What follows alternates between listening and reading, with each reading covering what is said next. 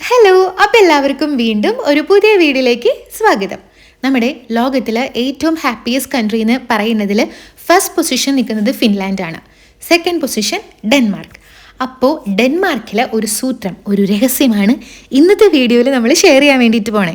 നമുക്കറിയണമല്ലോ ഇവന്മാരെങ്ങനെയാണ് ഇത്ര happiest country എന്നൊക്കെ പറഞ്ഞ് പേരെടുത്ത് വെച്ചിരിക്കുന്നതെന്ന് നമുക്കൊന്നും അറിയണ്ടേ.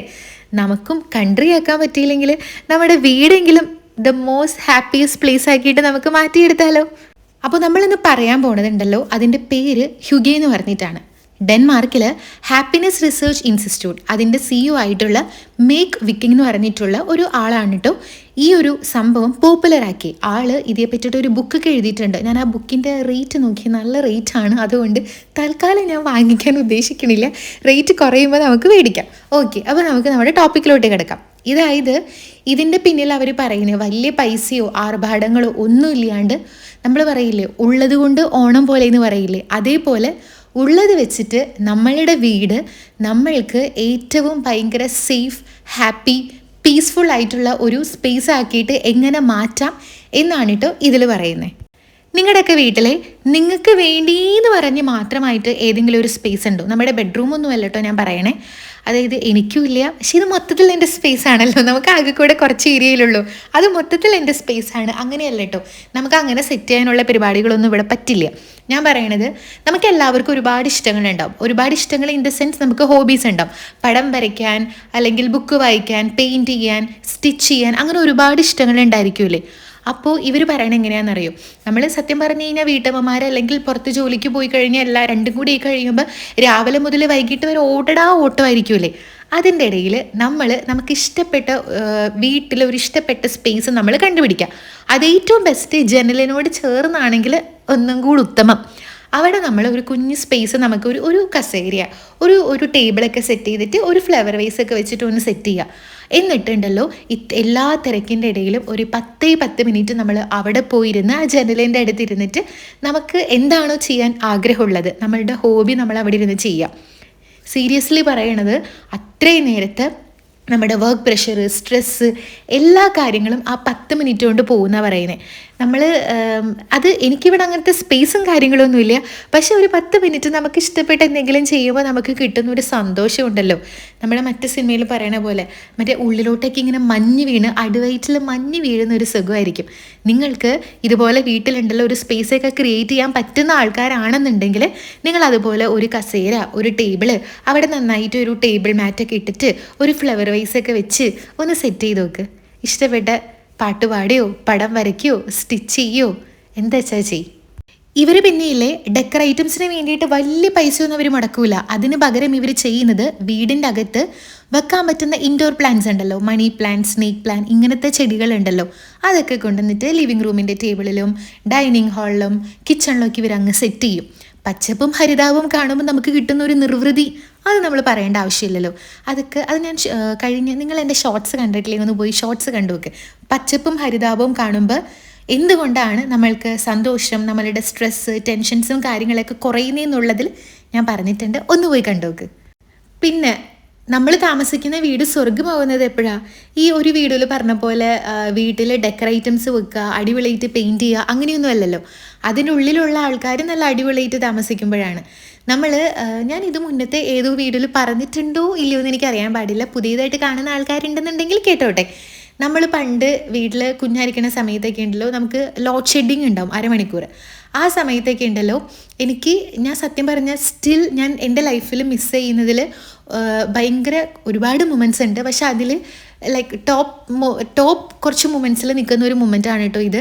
നമുക്ക് ഒരു അരമണിക്കൂർ ലോഡ് ഷെഡിങ് ഉണ്ടാവും. ആ സമയത്ത് ഞാൻ, എൻ്റെ ചേട്ടൻ, പപ്പ, മമ്മി, ഞങ്ങൾ 4 പേരും കൂടെ പുറത്ത് വന്നിരുന്നിട്ട് ഇങ്ങനെ ഓരോരോ വിശേഷങ്ങൾ പറയുക. ഞാൻ പാട്ട് പാടും, അല്ലെങ്കിൽ ഡാൻസ് കളിക്കും, ചേട്ടൻ പാട്ട് പാടും, ഇങ്ങനെ ഓരോ സംഭവങ്ങളൊക്കെ പറഞ്ഞിട്ട് ആ അരമണിക്കൂർ നമ്മൾ ഇങ്ങനെ ചെയ്തുകൊണ്ടിരിക്കും.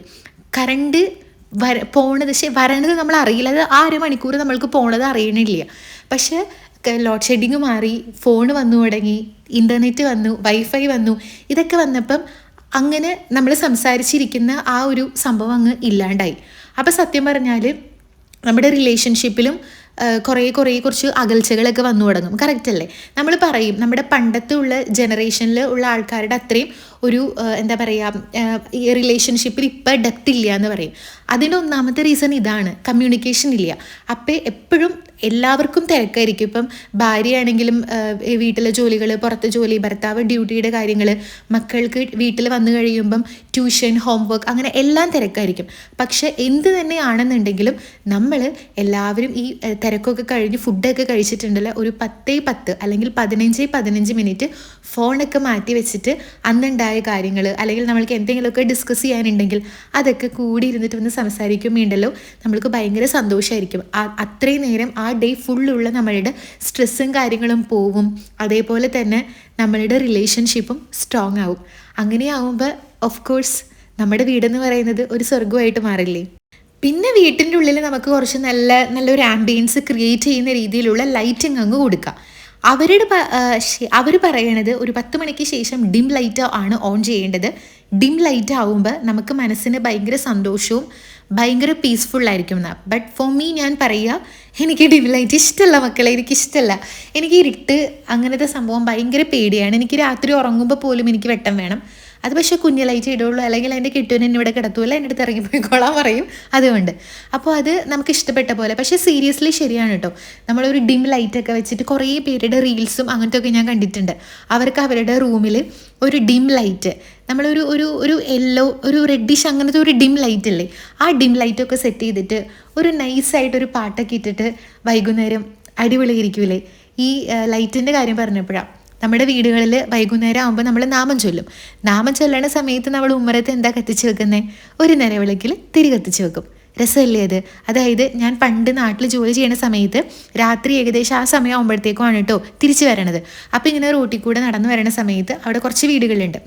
ബാക്കി സ്ഥലങ്ങളിലൊക്കെ ഇരുട്ടായിരിക്കും. പുകഴ്ത്തി പറയല്ല, നമ്മുടെ നാടായതുകൊണ്ട് മറ്റേ സ്ട്രീറ്റ് ലൈറ്റൊക്കെ മിക്ക സ്ഥലത്തും അടിച്ചു പോയിട്ടുണ്ടാവും. അപ്പോൾ നമ്മൾ ഫോണിലൊക്കെ വെച്ചിട്ടായിരിക്കും വരണ്ടാവുക.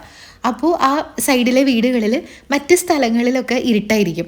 പക്ഷെ ഉമ്മറത്ത് ഇതുപോലെ നിലവിളക്ക് തെളിച്ച് വെച്ചിട്ടുണ്ടാവും. കറണ്ട് പോയേക്കണ സമയമാണെങ്കിൽ കുറച്ചും കൂടെ ഭംഗി എനിക്ക് ഫീൽ ചെയ്യാറുണ്ട്. ഫുൾ ഇരുട്ട്, പക്ഷെ ആ ഉമ്മറത്ത് നടുവിലായിട്ട് ദീപം തെളിച്ച് വെച്ചിരിക്കുന്നു.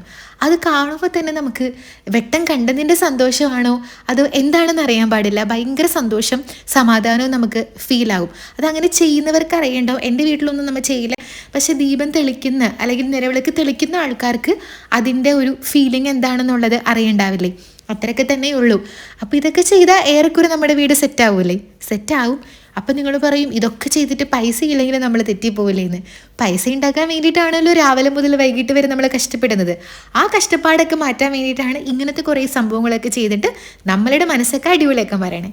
അപ്പോൾ അത്രയേ ഉള്ളൂ. അടുത്ത വീഡിയോ കാണാം. തെറ്റാ.